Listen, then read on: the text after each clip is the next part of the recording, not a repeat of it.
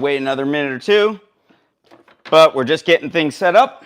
If you're tuning in here, thanks for tuning in. Welcome to my weekly live chat. My name is Aaron Apter. I'm a professional drummer here in Nashville, Tennessee. And what I do is every week on my YouTube channel, if I'm not on the road or if I'm on the road and my schedule permits, I like to host weekly live chats and really just talk to other musicians about life on the road and or life as working as a musician in Nashville, Tennessee. Mick, how you doing? Mick over from the Netherlands joining us. Good to see you, Mick. Sorry I missed you last week. I was playing on the other side of the country, and I was probably on a stage doing a sound check at about 100. The outside temperature was 107 degrees, so I'm sure the onstage temperature was going to be quite a little bit different. But yeah, so I like to open this up every week and really, if anybody has any questions they'd like to ask. Oh, Mick, how old are you going to be? I know you're still in high school, right? And you're playing. How old are you going to be, Mick? Oop. And yeah, I'm just calling up the chat here. And so if you have any questions at all, if you have any thoughts, feedback, if you have any questions about where I've been, what I've been doing, feel free to put it in the chat. But I like to do this for about a half hour every week and really talk about music. Yeah, Mick, you're about to be 13, man. Awesome. I really got into music when I was about 13. I got into it that's when I got my first drum set. I had been playing a snare drum for a little while. I'd always been listening to music, but yeah, I got into it pretty heavy. That's when my habit started, when I was about 13. And I think I played my first school talent show when I was 14, and then that was a wrap. After that, I was full on set. But so right now in the United States, specifically in Nashville, it is what we call touring season. It's really busy, and this is when we have some good problems where we have gigs we have to choose between, where we have to decide if we're going to stay in town or if we're going to go on the road. And that's not always an easy decision because sometimes the money is really variable, and also going on the road is pretty exhausting and it's pretty tiring. And I'd just been on the road for, I would say, past 10 days. I made a brief stop for less than 24 hours at home, dropped my suitcases off, got a shower, got a few hours sleep, and then went right back out to the airport. So I was on the West Coast with Cara Granger. We did a string of dates there, and that was really fun. It was really, really long. As all touring is, but it was super fun. Did some shows. We did some festival shows. We did some club dates. We did concerts.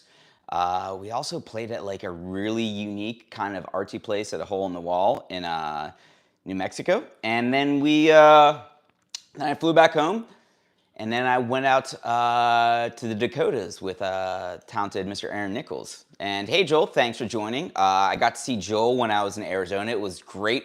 Great to see Joel, and I actually did a video about that, about meeting somebody from YouTube, where it is not, I never ever want to call anybody from YouTube a fan, because I'm not really running a fan site. I'm really running this as a peer and really trying to show everybody I'm everybody else out there.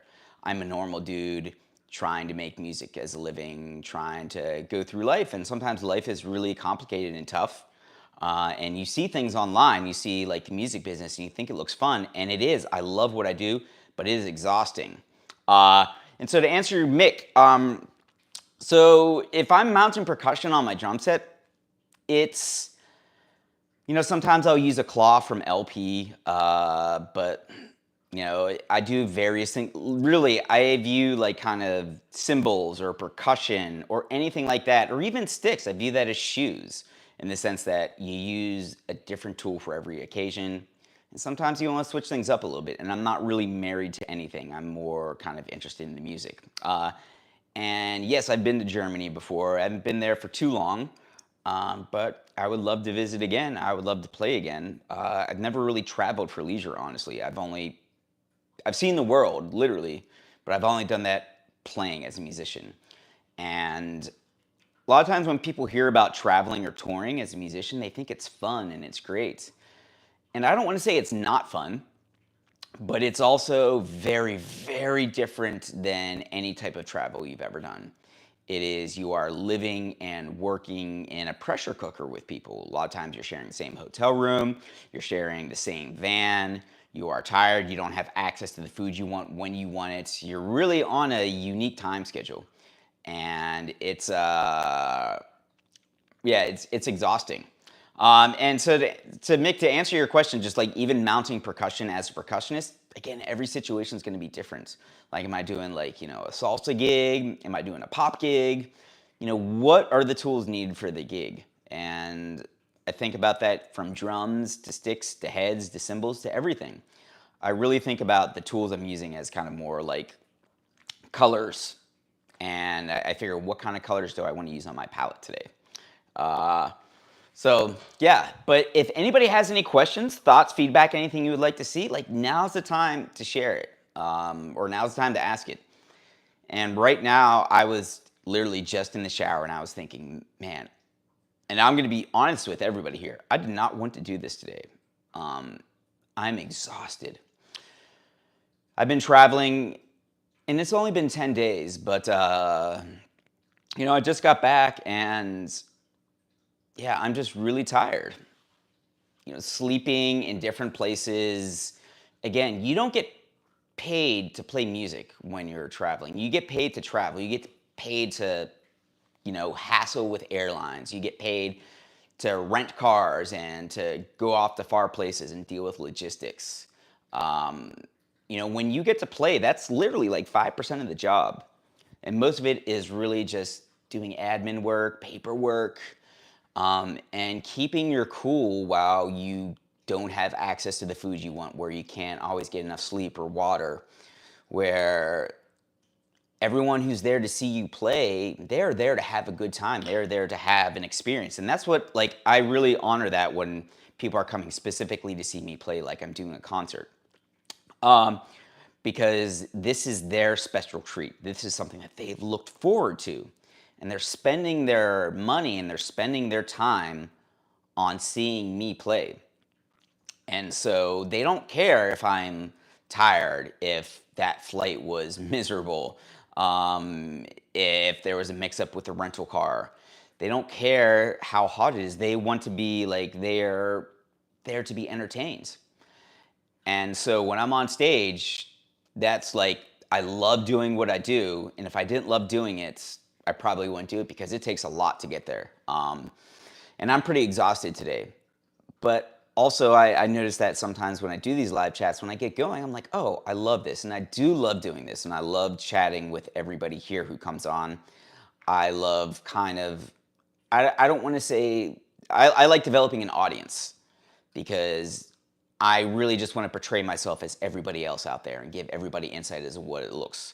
Hey, Mick, thanks for hopping on, Mick. If I don't see you next week, man, have a happy birthday. Keep rocking. Don't be afraid to send me some stuff. I'm always interested in what everyone else is playing. But yeah, we've also, Joel, like, again, and I got to meet Joel, which was really, really great. And,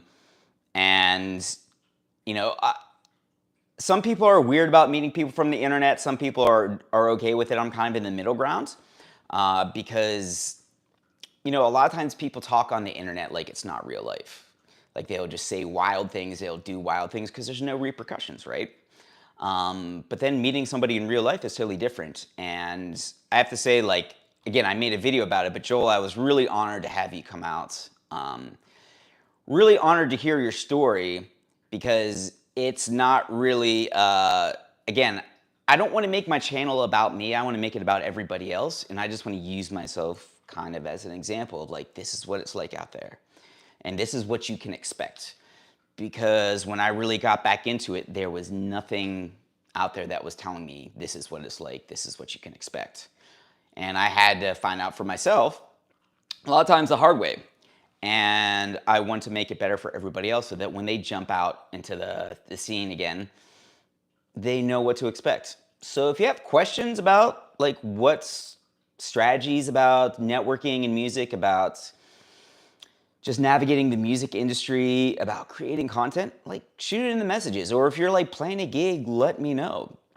Um, I also have, man, I have so much footage from these past couple weeks of playing. I literally just haven't had time to upload them because a lot of times when I'm on the road, I don't have the Wi-Fi that I need. Because I literally was like in a part of a remote desert in Arizona for part of last week where there was like no cell reception. But and also sometimes when you're just in a crammed van, like you just don't have the energy to like put up the stuff for YouTube. But I'm going to get around to doing that this week. Uh, but I have to say I'm also like super, and I hate tooting my own horn, but I'm like proud of myself for like the work I've done to get me to this point where I'm paying all my bills playing music. I'm playing music with people that I enjoy. Um, I'm developing, again, I don't want to say following, but I'm developing an audience where I can help other people along the way. And again, I jumped 2 feet into this last year. And it was a pretty rough year in terms of just personal and professional transitions. But sometimes you really don't enjoy the marathon when you're running it, but when you get to the finish line, it's really super rewarding. Uh, Hey, Uli, thanks for yeah, thanks for tuning in. Yeah, that late night karaoke was brutal.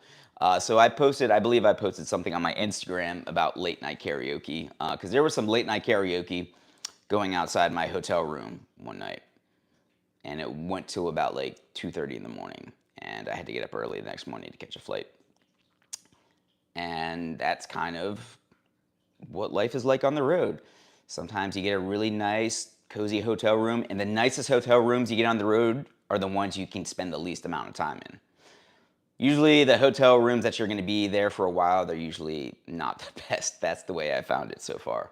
Uh, yeah, but that wasn't even a week ago, and it feels like 2 weeks ago. That was, I think, last Sunday night. Um, But so, if you've also been following the best year of my career, where I had a goal of mine was to like play in front of a few huge festival crowds, I got a call to do one of those gigs about a week ago, less than a week ago, and it was going to be opening for a major artist on a major stage, and I had to decline it. And I'm probably going to make a video about that, and I wanted to share why I declined that. And it was because it was probably going to take up 3 or 4 of my days. Okay.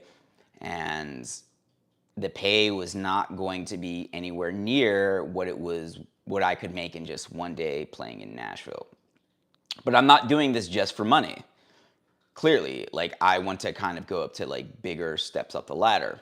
And I thought that this gig was going to be a great opportunity for me to network, to make some friends, or make a name for myself, get some more content. And so the artists who asked me to play, which I love them and I respect them, and they're a friend of mine, I said, hey, you got, can you do a little bit better? Because I'm going to be losing money on this. Can I find a way that we can work it out where maybe I do a little bit of extra work for you? Maybe I'll create a video for you. Can I do something? But like, and I was really trying to find a way where I wouldn't lose that much money. But in terms of, I was going to be traveling like 3 or 4 days just for one gig. I was going to be losing a lot of money.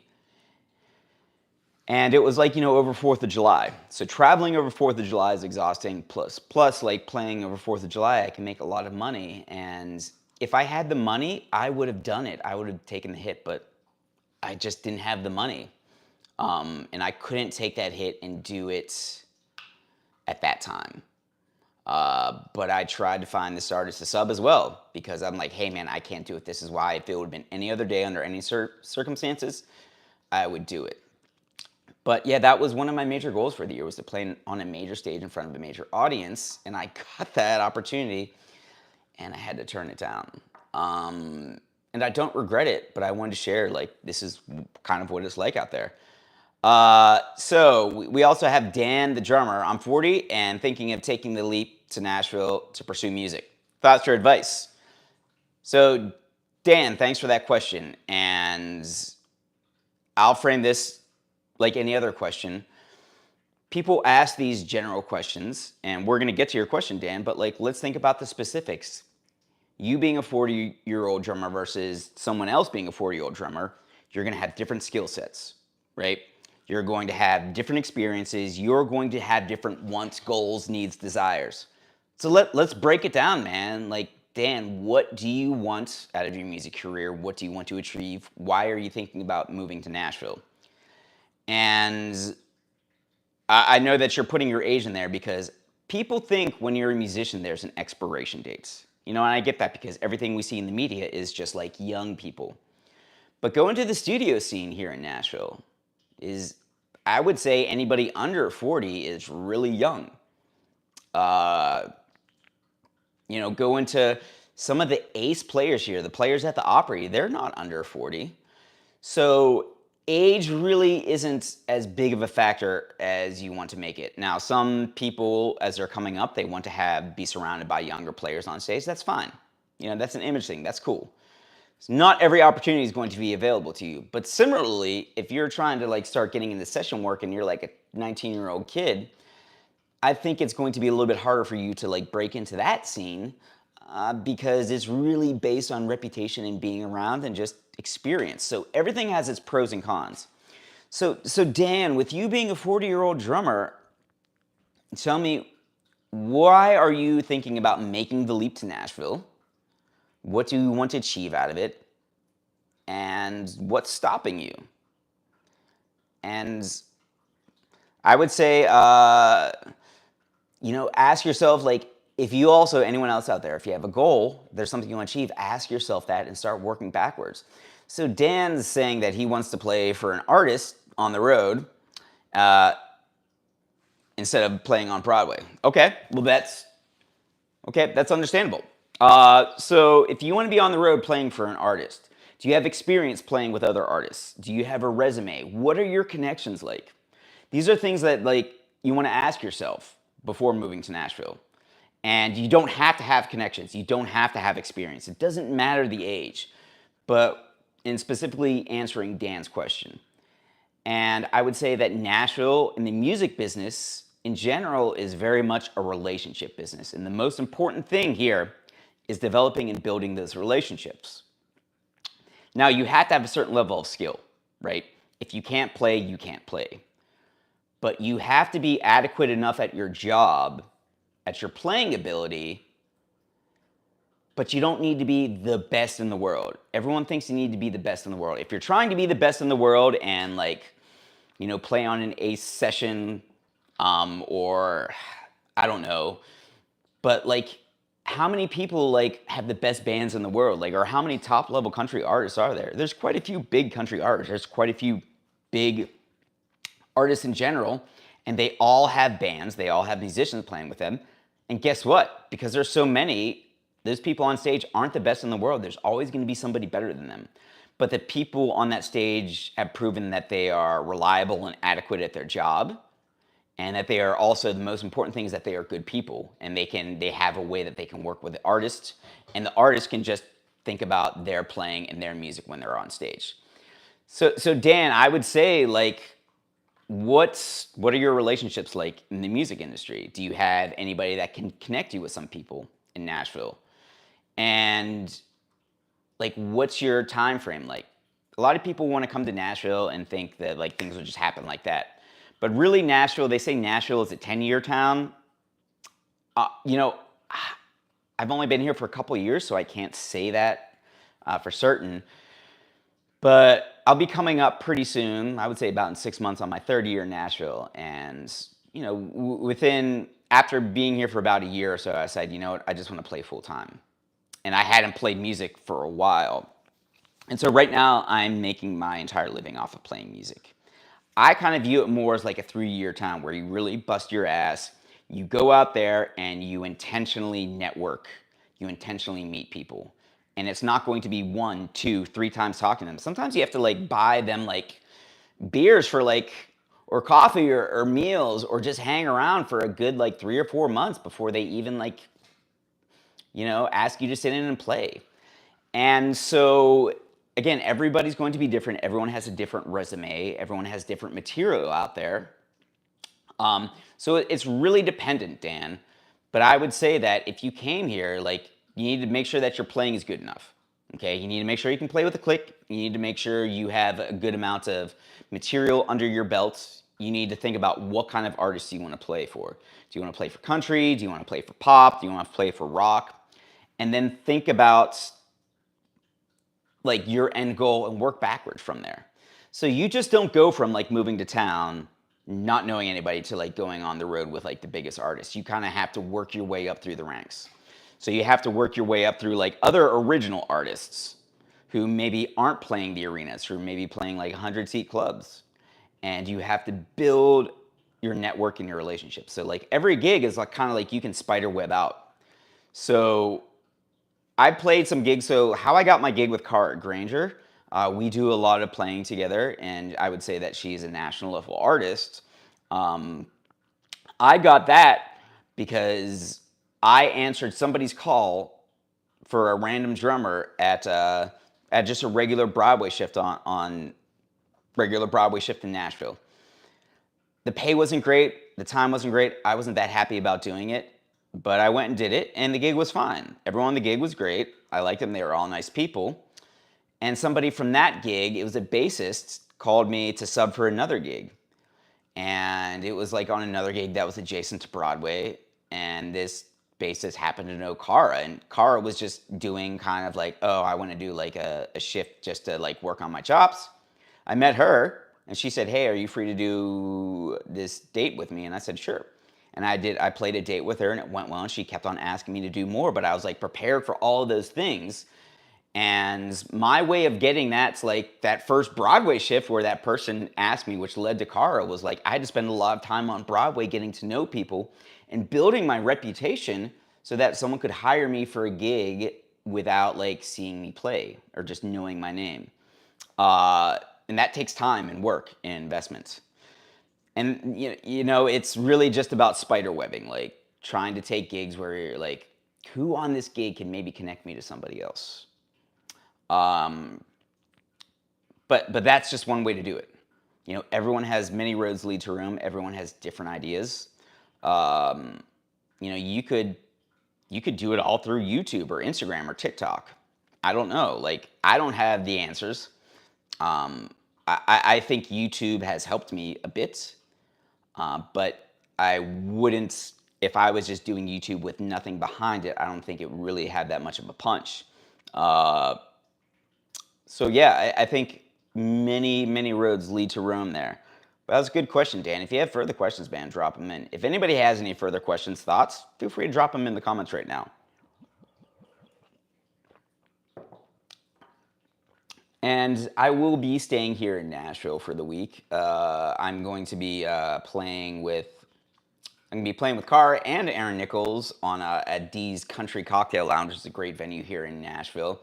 I'm also thinking I'm going to be playing with Mitch Granger as well, which is Cara's brother. We're going to do a little gig. We also have another artist on the bill, Imogen. I forget what her last name is, but she's another up-and-coming Aussie. Yeah, I did listen to the 10-year podcast, Uli. Yeah, 10 years to be a successful songwriter, established with a hit, might be different for the live scene. Yeah, and again, that's like being a writer and artist in Nashville, that's a different animal. And it's not something that I'm disinterested in, but I think there is, that operates on a different timeline. Dan, man, if you have tons of questions, man, let me know. You can always just shoot me an email on aaronaftermusic@gmail.com. So what I've been doing, I need to get this up on my newsletter page, but I'm also doing consultations. So like I have like a lot of people who are in a similar spot as me. They just want to talk with me one-on-one, ask their questions. So I essentially sell my time if you want to do like a Zoom lesson. Like I do it like I charge the same price as I was charged for a music lesson, but instead of sitting down and playing, we're just talking strategy. We're talking about how I can help you out. And I would really love to do that if you have questions, Dan. So So Joel, yeah, any progress on your EP solo gig goals? Wow, Joel, that is, you're putting me on the spot there, buddy. Yeah, I'm working on that stuff, and I'm not gonna kid you, it's scaring the shit out of me. Like I'm really working on my other instruments. I'm working on building a studio where I can do all this stuff at, and it is scary. Um, yeah, it is. And we also have somebody asking about the cat right now. Yeah, I'll get to the cat in a second. But yeah, Joel, keep on at me about that. So I was thinking maybe I'll just let that one slide this year, but I have to that is something I really want to do, and I'm still working on that solo project, which I think is going to shock people because I'm a drummer mainly, but also playing guitar, piano, doing the singing, the writing, the recording.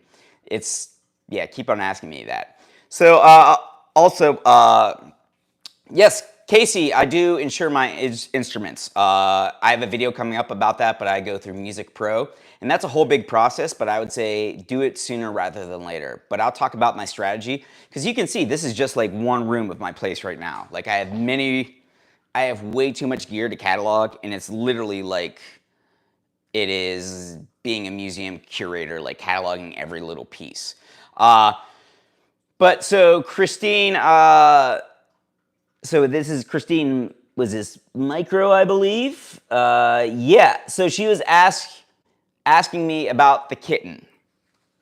Yeah, so for those of you who don't know, I adopted a kitten. And I have a video about that I need to edit. I have about 10 videos in the tank. I've just been playing so much. So I was coming home from a gig one night at, I would say, like 2 a.m. and I hear this tiny squeaky meow screaming bloody murder. And I see this kitten and I try to rescue it, but it just runs off and it's like in the bushes. And I spent 3 or 4 hours trying to rescue it that night. Couldn't get it. I fell asleep. I felt guilty. I was like, maybe that kitten is going to get eaten alive. So I go back out after sleeping 2 hours. It's like 7 or 8 in the morning, and that kitten's still there. But it's a squirrely little guy. And I have to spend about another couple hours, but I finally get it and rescue it, and I try to take it to the animal shelter, the no-kill animal shelter, and it's a Sunday, so they're closed.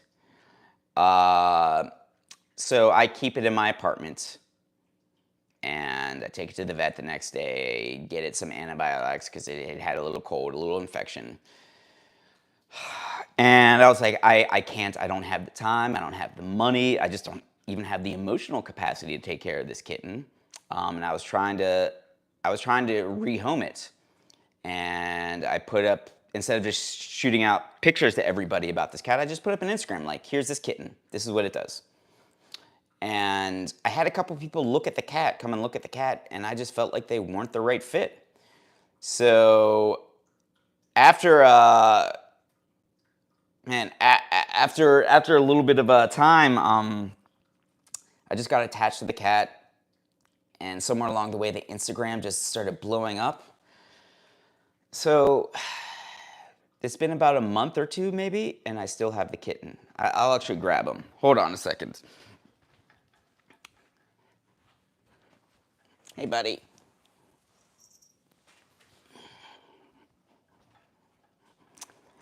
So here's my little guy. Yeah, so I just got attached to him. And so I didn't find all the homes or the people that looked at him, they just didn't connect with him. And I didn't feel they were right, so I just ended up keeping him. Yep. I got lured in. But his Instagram has nearly 10,000 followers now. It's unbelievable. And the funniest thing happened literally when I was in New Mexico last week. I think I was playing a gig in southern New Mexico. I think like outside of Silver City. This woman came up to me on the break, and I thought she was gonna talk to me about Trump. She's like, "Excuse me, do you have a kitten?" I'm like, "Yeah." She says, "I follow him on Instagram. I love his stuff. I love your stuff." And it was just so odd and weird. Yeah. So I have a kitten now. Yeah. And so Ronald White says, I missed out because anybody hears about their career in music. Never went to Nashville. You want to go to Branson. Okay, well, Branson, I really don't like. I know Branson has a scene, right? But I think Branson, they don't call Branson Music City, do they? But yeah, I mean, if you want to make a living in Branson, yeah, you can absolutely make a living in Branson, Missouri. You can make a living in Oshkosh, Wisconsin. I know there's a dude, Mike Malone Drums. He's making a great living living in the Fox Cities, I think, Wisconsin. And he's not near any big cities, but that's all he does is play music.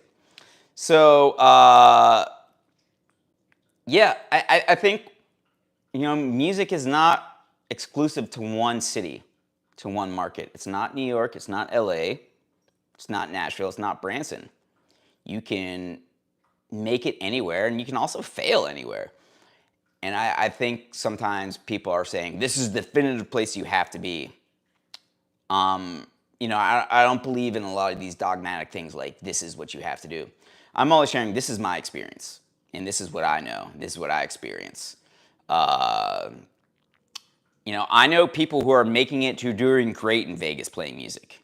If you check out Sides, Seids, she's a music producer. She's doing great in Vegas, and a lot of her work is she's producing music remotely, and Vegas is affordable to her. I know of a great music teacher out there. And there's also one of my friends here, Brian Zach. He's a great drummer, used to live in Vegas as well. So you can really make a living in music wherever you want to. If you have some ingenuity, if you have some drive, uh, if you're serious about your craft. Because I also tell people, like, think about it. Like, sometimes I decide not to take like a 4-hour gig on Broadway because, I'm exhausted and I want to spend more of my energy on playing less gigs and doing higher quality gigs. But also, I could spend that 4 hours on maybe shooting a YouTube video, maybe shooting a performance, editing it, uploading it to YouTube, doing all the kind of the marketing work behind it. And that could end up making me more money than doing that gig just playing on Broadway. And you can do that anywhere in the world. Like, it's really about what are you gunning for, what are you shooting for in life. So I really don't think that you have to be in a certain place. Now, granted, being in Nashville, for me, I've lived in Chicago, lived in New York, lived in Pittsburgh, Columbus, all these other places. I've been around the world. And I don't know if it's timing, like the time and the place of the city or the time and the place of my life. But for me, Nashville has been the market that has supported music the most and supported musicians the most. There are things about Nashville that I don't like about the music scene, just like there are things about every other music scene that I don't like. But it's very feasible to make a living in Nashville as a musician. You can make a living being a mediocre musician in Nashville because there's enough stages down here and there's enough work where you can do that. You just have to figure out how to network and climb up the ladder. And I really, again, take what I'm saying with a grain of salt because everyone has a different take on this. And I like to have these chats not as a lecture, but really as a conversation. Like, this is my experience, this is what I thought. Yeah, and Dan, you got a touring gig out of Utah. That's freaking great, right? And you know what? People tour out of more places than Nashville.